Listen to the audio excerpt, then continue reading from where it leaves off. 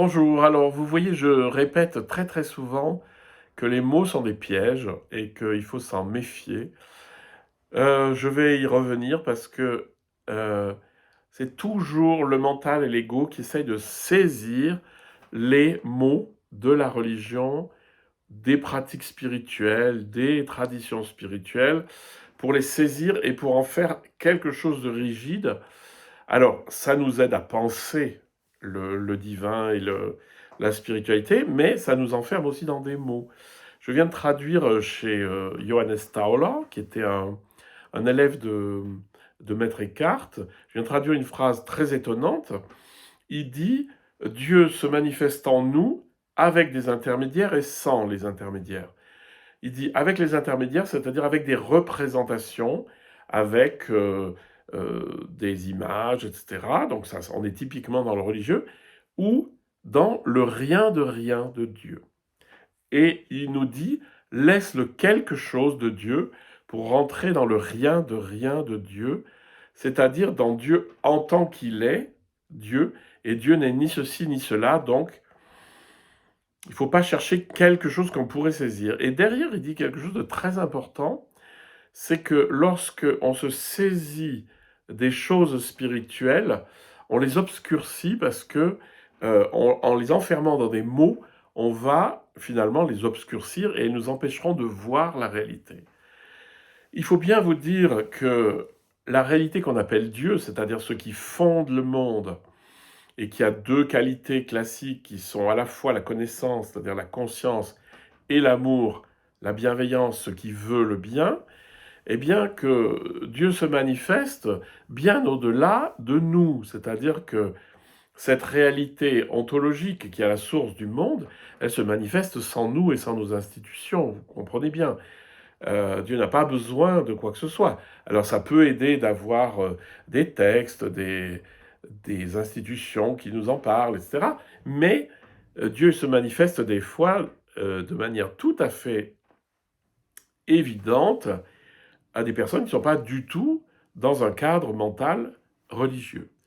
Voilà, donc la réflexion ici, euh, c'est de se méfier du vocabulaire et de ne pas enfermer Dieu est ceci ou cela, l'âme c'est ceci ou cela, parce que là, on va à peu près dans le mur. Hein.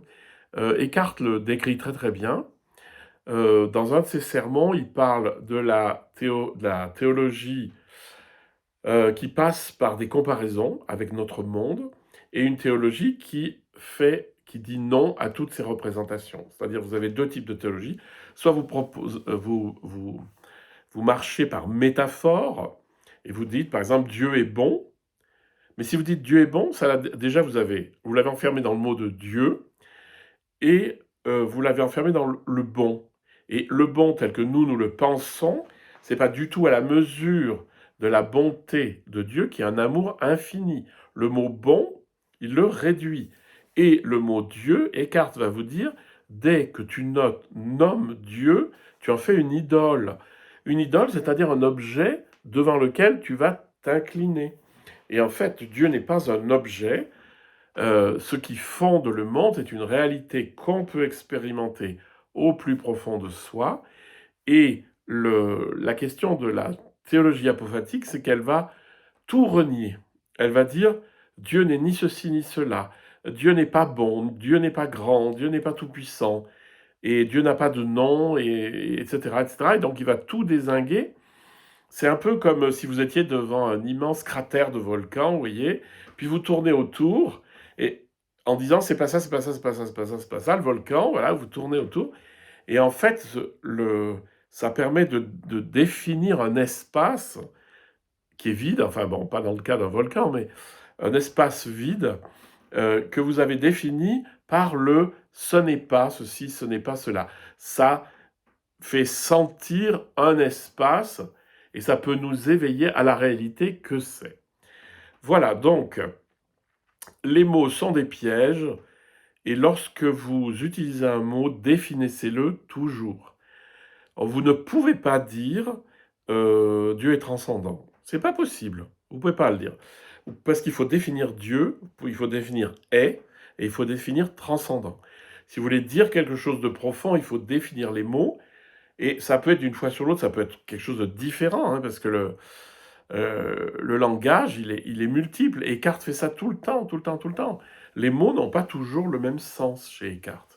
Eh ben, je vous invite juste à toujours penser de ne pas faire d'affirmations trop rapidement, mais de toujours définir les termes en disant, voilà, ce que je nomme Dieu, c'est, ce que je nomme transcendance, c'est, et il me semble que. Voilà.